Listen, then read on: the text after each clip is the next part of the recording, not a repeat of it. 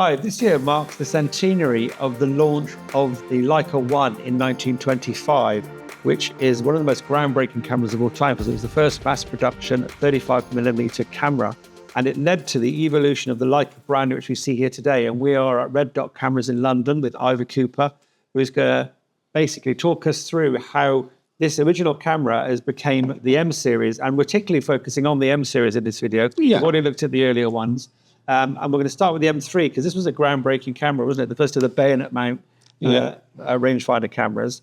And it's a camera which hasn't changed that much since 1954 when this came out in its basic form and function and design. So Ivor, tell us about the M3 and we'll go from there.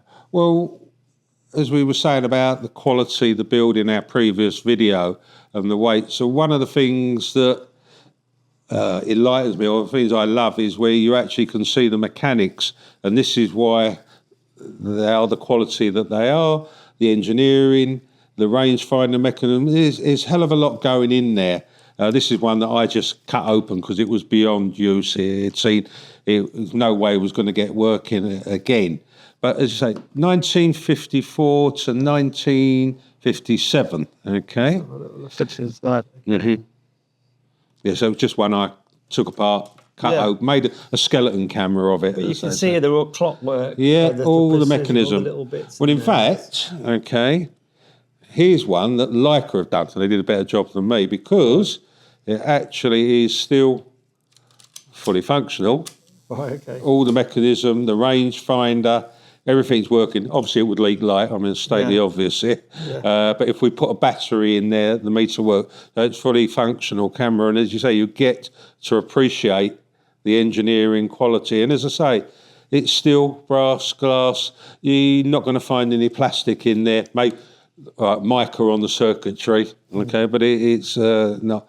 And this lens is like a Tri-Elmar, which was, I know we haven't spoke about lenses, 3 focal lengths. Now, all rangefinder cameras, you had that lens on and that was it. You couldn't have zooms. Yeah. It's not an SLR camera, but they came up with a lens called the Tri-Elmar. Okay, this particular version, the first generation, 28, 35, 50 mil. You could actually change the focal length, all the elements move. This particular exposed version, okay, is 100% functional. We can put this on and you can use it. Well, okay. I mean, you'd end up getting dust through there eventually, but it's 100% still a function exposed lens, which I absolutely love this so sort of... how did that work then, the 3 focal lengths? You just...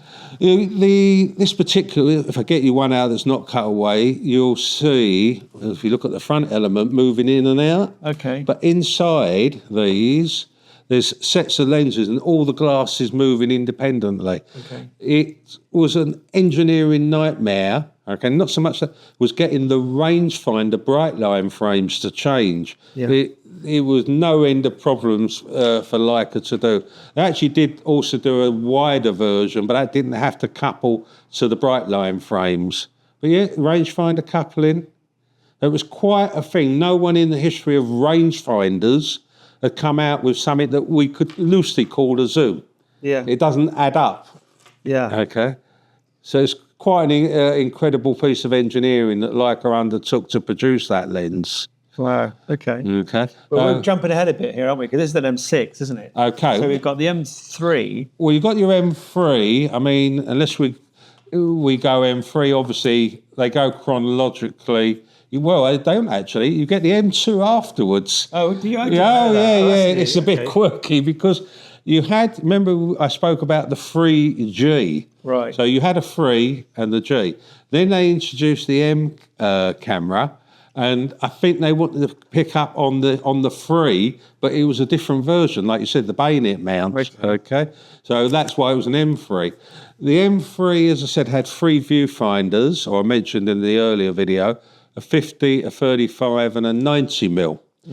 If you wanted to put the 35 mil lens on, they designed a lens that was a 35 millimeter, but with extra windows on here, known as specs. Okay. Of course, it was far more expensive because you had to have this add-on to the lens in order to do 35 mil photography. Yeah. So they came up with, well, let's make another version and see if we can produce it, where it's just the lens, but with a 35mm viewfinder.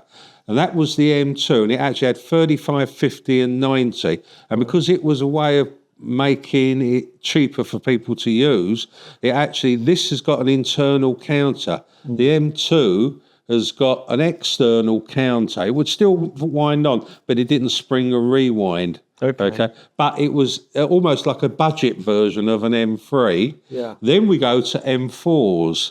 We now get the 4 viewfinders, 35 to 135mm. Okay. You'll also note on this one the rewind, as on the other screw thread cameras, is there like that. When we got to M4, we got to the modern rewind crank as we know it. So the M4 sported a much easier way to wind back and 4 viewfinders as well. That's where we go with M4. The M5. So if you only have one lens, and if you were quite happy to take your time winding the film back, then there's not much benefit of getting an M4 versus an M3. Well, I actually started life with an M2. Funny enough, it wasn't the budget; it was just one that came along at a reasonable price, way before I was sort of buying and selling cameras. And I had 3 lenses. And the thing that slowed me down when you're out doing street was winding that film. It's like, so I thought, I want to get, because also to load this, if I show you, if I may. Okay, you had to take, let's make a little bit of space for people to see. Take your base plate off, because we didn't really ever talk about loading. Okay, open the back, take out your film, lace up your leader of film, lower it in. Okay, so a little bit, I suppose, sort of cumbersome way of doing it.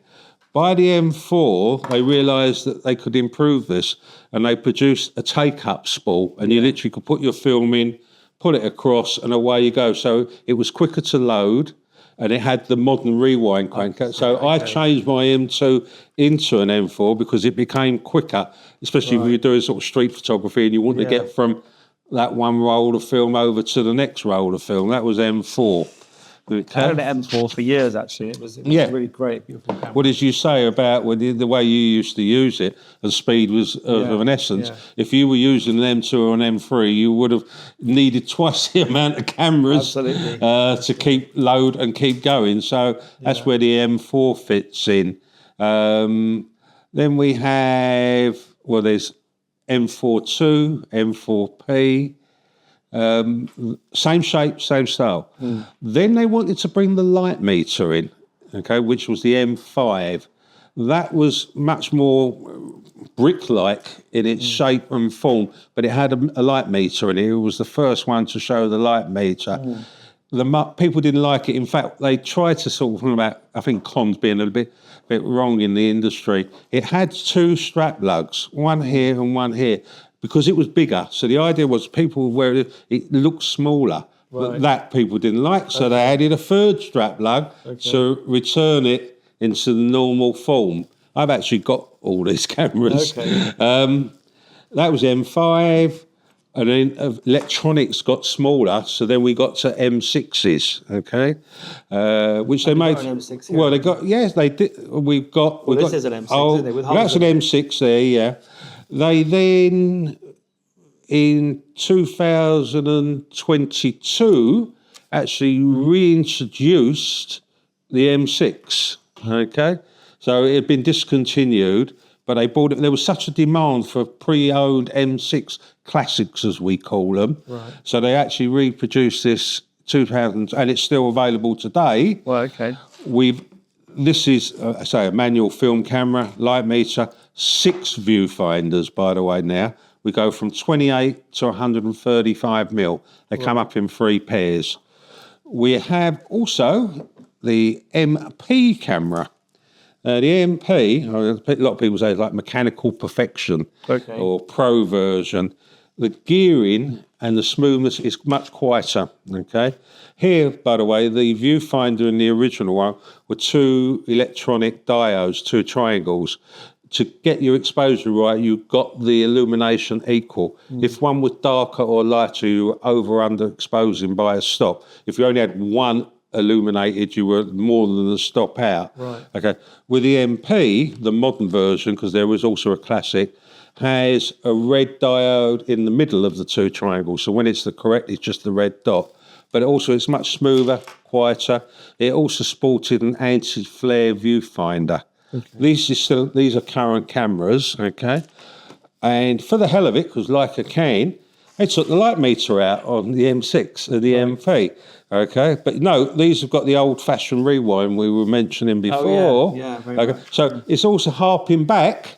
If we pull that one out of the mix for the minute, okay, we're in 1957 current cameras. I mean, we really do. Yeah, the backs, still the doors. Okay, we're still talking current. So 57, 2024.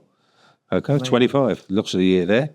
These are all current, and much later they introduced into the digital world, and we got to the Leica M8, which is a digital, all the way then up to the current M11, which is this. So again, this is digital. What's that again?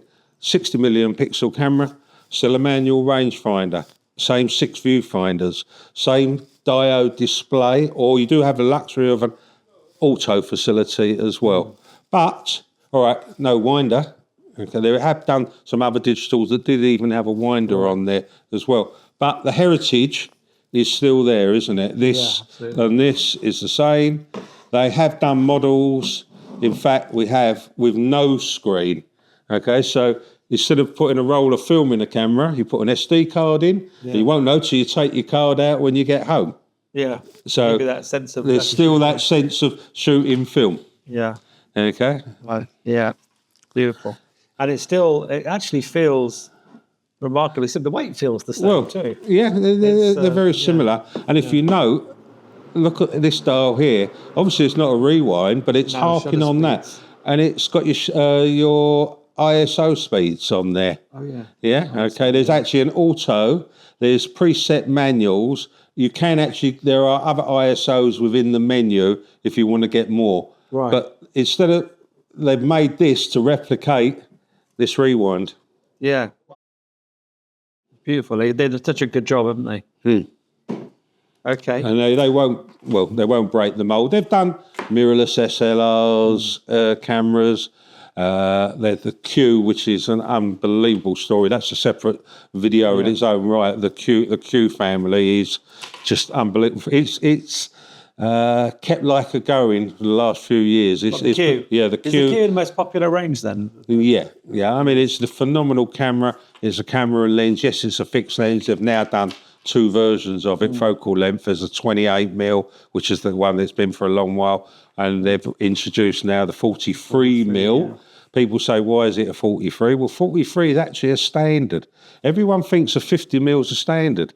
50mm is not a standard, it's a telephoto lens. But they used to make the CL film with a 40mm, the Mini Lux with a 40mm, and the CM with a 40mm. So they've always, for a long while, had a focal length of a standard lens, and that's why the Q now has joined that family of a true standard lens. Thank you for your guide to the M series, and inspired by this 1954 beautiful camera, which was itself then inspired by the Leica 1, which is 100 years old this year. So thanks for that. I hope you enjoyed this, found it interesting. Do like the video if you enjoyed it, subscribe to the channel if you don't already, and do add your comments to the bottom of this video if you have something you'd like to add or you have any thoughts about this video. Thanks very much.